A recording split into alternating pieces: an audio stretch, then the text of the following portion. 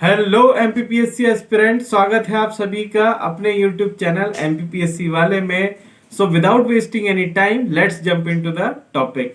अब हम पढ़ेंगे कुछ important feature charter act of 1833 के बारे में। This act was the final step towards centralization in British India. इस एक्ट के द्वारा केंद्रीकृत शासन प्रणाली की जो प्रक्रिया थी वो भारत में लगभग पूर्ण हो चुकी थी, इसीलिए इसे final step towards centralization in British India कहा जाता है। फर्स्ट इंपॉर्टेंट फीचर है, it made the governor general of Bengal as the governor general of India and vested in him all civil and military powers.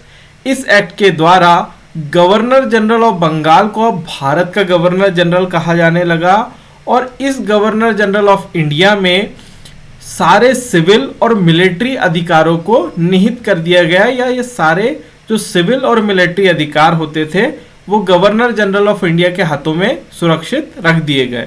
और इसी तरह भारत का पहला governor general होता है लॉर्ड विलियम बेंटिक। ये एक बहुत ही इंपॉर्टेंट क्वेश्चन है जिसे एमपीपीएससी के प्री में भी पूछा जा सकता है और मेंस में भी हम इसे पॉइंट वाइज लिख सकते हैं। Thus, the act created for the first time government of India having authority over the entire territorial area possessed by the British in India। और इस तरीके से भारत में पहली बार एक ऐसी सरकार स्थापित होती है जिसकी जो पकड़ है या जिसके जो शासन करने का जो क्षेत्राधिकार है वो उन सारे एरिया तक विस्तृत है जिसपे कि ब्रिटिश ईस्ट इंडिया ने कब्जा किया है। इसी तरीके से हम इसे कह सकते हैं कि इस एक्ट के द्वारा देश में एक नेशनल गवर्नमेंट या एक ऐसी सेंट्रल गवर्नमेंट स्थापित की गई जिसका कंट्रोल, जिसका क्षेत्राधिकार उन सारे एरियाज पे होगा जिसे ब्रिटिश ईस्ट इंडिया कंपनी ने कब्जा किया है। सेकेंड इंपॉर्टेंट फीचर है इस एक्ट का, it deprived the governor of Bombay and Madras of their legislative power. इस एक्ट के द्वारा बॉम्बे और मद्रास प्रेसिडेंसी के जो गवर्नर होते थे उनसे उनके लेजिस्लेटिव यानी जो लॉ मेकिंग पावर होते थे वो छीन लिए गए और उन लॉ मेकिंग पावर्स को गवर्नर जनरल ऑफ इंडिया को दे दिया गया। The governor general of India was given the exclusive legislative power for the entire British India. और गवर्नर जनरल ऑफ इंडिया को उन सारे क्षेत्रों पे, जिन क्षेत्रों पे ब्रिटिश ईस्ट इंडिया कंपनी का कब्जा था, उन क्षेत्रों पे गवर्नर जनरल ऑफ इंडिया को लॉ मेकिंग पावर दे दिए गए। एक और इम्पॉर्टेंट चीज है जिसे आप याद रख सकते हैं, the law made under the previous acts were called as regulation. ऐसे सारे लॉज जो प्रीवियस एक्ट्स के अंदर बनाए गए थे उन्हें रेगुलेशंस कहा जाता था, while the laws made under this acts were called as act. और ऐसे सारे लॉज जो चार्टर एक्ट ऑफ 1833 के अंदर बनाए गए थे उन्हें एक्ट कहा जाता था।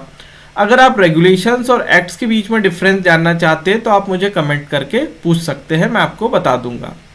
ये एक बड़ी जनरल सी याद रखने वाली बात है। थर्ड इंपॉर्टेंट फीचर है, it ended the activities of the East India Company as a commercial body which became a purely administrative body. Charter act of 1833 के द्वारा ब्रिटिश ईस्ट इंडिया कंपनी के जो कमर्शियल राइट्स थे उन्हें पूरी तरीके से खत्म कर दिया गया था और अब ब्रिटिश ईस्ट इंडिया कंपनी का भारत में सिर्फ एक ही काम था, वो था शासन करना। यानी कि ब्रिटिश ईस्ट इंडिया कंपनी को जो कमर्शियल राइट्स थे वो उनसे छीन लिए गए थे और उन्हें अब ये कहा गया था कि आपको सिर्फ भारत के शासन पे ध्यान देना होगा। और इस एक्ट के द्वारा ये भी सुनिश्चित किया गया कि ब्रिटिश ईस्ट इंडिया कंपनी ने भारत के जितने भी क्षेत्र पे कब्जा किया है वो सिर्फ उसकी केयरटेकर है और वो ब्रिटेन के महाराजा और महारानी के लिए भारत में इन टेरिटरीज का सिर्फ ध्यान रख रही है, उसका उस पर कोई अधिकार नहीं है। एक और इम्पॉर्टेंट फीचर है जिसे आप याद रख सकते हैं, the charter act of 1833 attempted to introduce a system of open competition for the selection of the civil servant, stated that Indian should not be debarred from holding any office, place, employment under the company.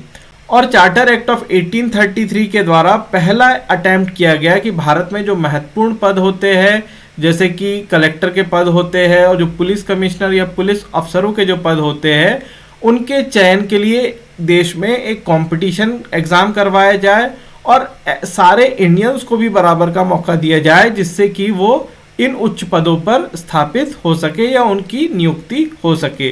तो ये पहला attempt हुआ था, लेकिन charter act of 1853 में इसे मूर्त रूप दिया गया था। However, this provision was negated after the opposition from the court of director. लेकिन ये जो प्रोविजन था इसे नेग्लेक्ट कर दिया गया, इस प्रोविजन को निकाल दिया गया क्योंकि कोर्ट ऑफ डायरेक्टर्स ने विरोध किया था। कोर्ट ऑफ डायरेक्टर्स भारत में जो लाभकारी पद हुआ करते थे, जैसे कलेक्टर के और पुलिस के जो इम्पोर्टेंट पद हुआ करते थे, वो अपने बेटों के लिए सुरक्षित रखना चाहते थे कोर्ट ऑफ डायरेक्टर्स। इसीलिए इस प्रोविजन पे बहुत ज़्यादा ध्यान नहीं दिया गया। अगर आपको हमारा YouTube चैनल अच्छा लगता है तो प्लीज़ इसे लाइक कीजिए, शेयर कीजिए, सब्सक्राइब कीजिए और बेल आइकन को प्रेस करना ना भूलिए, जिससे आपको रीसेंट वीडियोस की नोटिफिकेशन मिलती रहे। Thanks for watching.